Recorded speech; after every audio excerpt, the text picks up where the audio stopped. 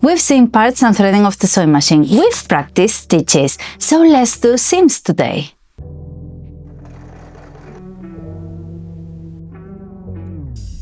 Let's talk about how to prepare our fabric, how to cut our pattern, how to sew with a straight stitch, a zigzag stitch, the differences, common mistakes, and the importance of settling your seams. So don't miss it, stay with me. And before we even touch our sewing machine, let's start by preparing our fabric. You see this piece of wrinkly fabric? We don't need this. We need to iron it so it's ready. And before that, we need to wash it. It's happened to me too, especially with natural fibers, that sometimes they have shrink. After washing them and after sewing them. So it's really important to wash them before so this doesn't happen to you. It's really upsetting. So let's wash it. This is already washed, but it's quite wrinkly. So let's iron it. It's not the same to cut a fabric, a pattern with a wrinkly fabric because it won't be the same. So you don't know what you're sewing. You don't know what you're getting into. So let's start little by little and step by step, confidently. This is for people who are learning, for beginners, so we're not going to cut complicated patterns just yet, but take into account these are just squares. But if you were going to cut something a bit more advanced, you'll have to be careful about how to shape your pattern, how to shape it, not how to place your pattern, so you don't end up, for example, with 2 right sleeves and 2 left sleeves, which are different, not always, but usually. So just be aware of that. And then once you've cut your fabric, you're going to place it right sides together. This is the important bit, because once you sew, you want the nice part of the fabric, the outside, to be out. So it looks like this. It's happened to all of us that we've sewn, for example, right and wrong side, so it looks like this once you put it right sides out, or we've just completely messed it up and sewn wrong sides together, and then it looks like this because the seam goes on the inside. So because of that, you want the nice bit in. So while you're sewing, you don't see it. So right sides together. But you can also face the problem of not knowing which side is the right side or the wrong side, because they are just the same. So in this case, the right side should be the silkiest one, the nicest one, like satin, for example, but you can also sew it the other way around because you want a bit more of a matte finish that you can use in your favor as well. So it depends really. And then we're going to make sure that we align this quite well, that the edges are together and we don't have one seam allowance wider than the other one, because you are probably messing up with your pattern and you're going to miss fabric on the other side when you get to the other seam. So edges together, and then we're going to pin it. And we're going to pin it horizontally according to the needle. So when the needle, when you're sewing, the needle just skips the pins and you don't break it, which has never happened to me. I've never broken a needle because of a pin, but you can also just take them off while you're sewing if you're afraid. And you can even place them vertically, parallel, not parallel, but in the way of the needle, so you make sure that you make yourself take them off before getting there. And anyways, after pinning, some people love basting. Basting is a great way to secure your seams. It's really good. I never baste. I'm such a bad sewer because I don't. If you have time, you can baste. I baste when I have more than 2 layers of fabric. If I have lace or a ribbon in between, I do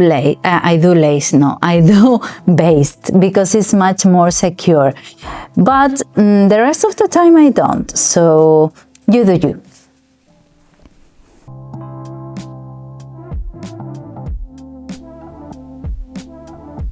We're going to start sewing a normal seam, nothing fancy, just we're going to join two pieces of fabric. We're going to sew them together. It's the seam you're going to use the most in every project.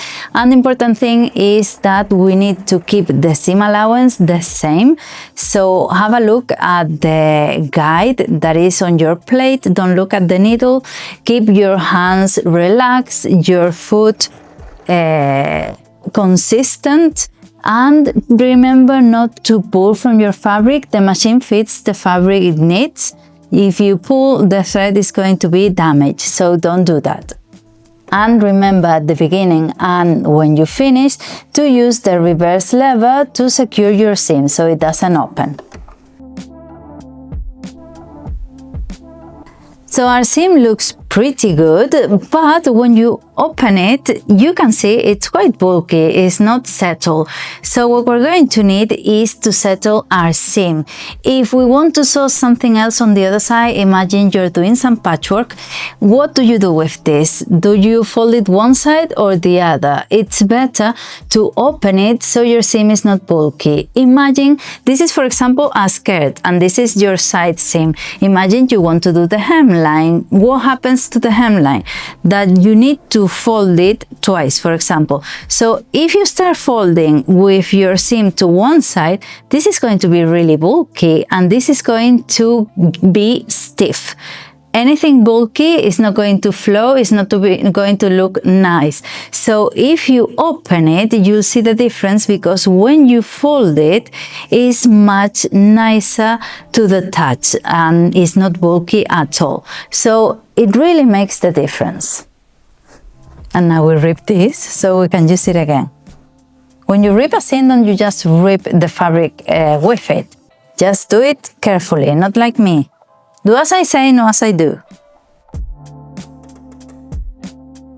And the next stitch you're going to use the most is the zigzag stitch. It's really versatile. You can do lots of different things with it because you can use it, for example, to avoid fraying in a fabric, in all around the edge. For example, this dress has a zigzag stitch all around it because it looks really nice. It keeps the fraying, but it doesn't go any further, which is useful if you don't have an overlock, of course.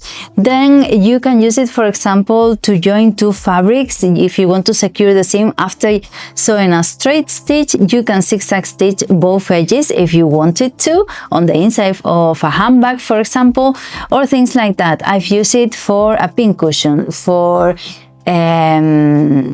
sunglasses cases, things like that, and a lattice edge looks really nice as well with a zigzag stitch.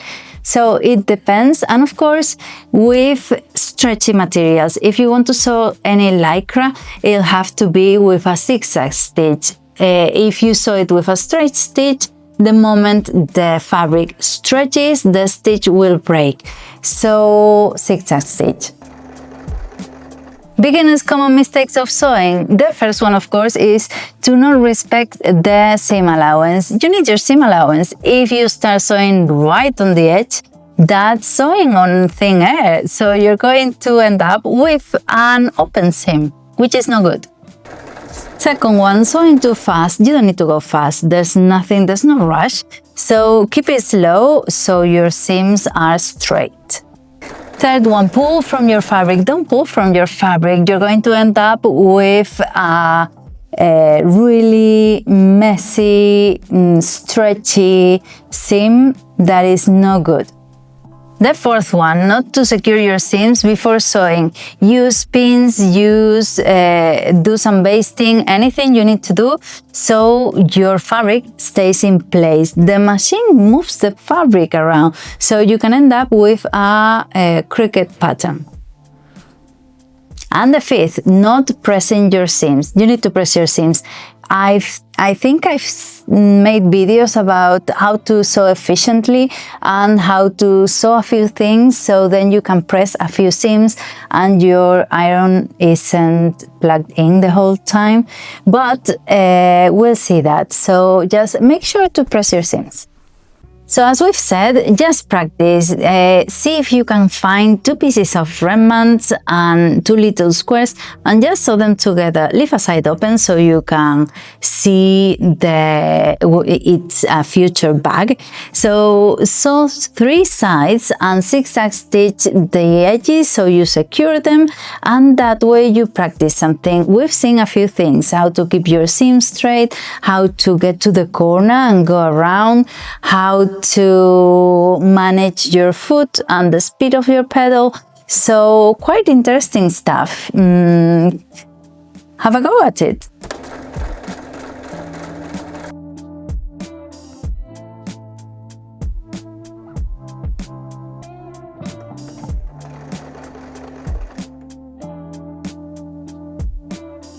These basic seams are just the base of our sewing projects, and we're going to keep using them every day. So keep practicing, have a go at it, don't be afraid, and just practice, because it's what you have to do, really. And on the next video, we're going to talk about finishings. So stay tuned and don't miss it. Bye.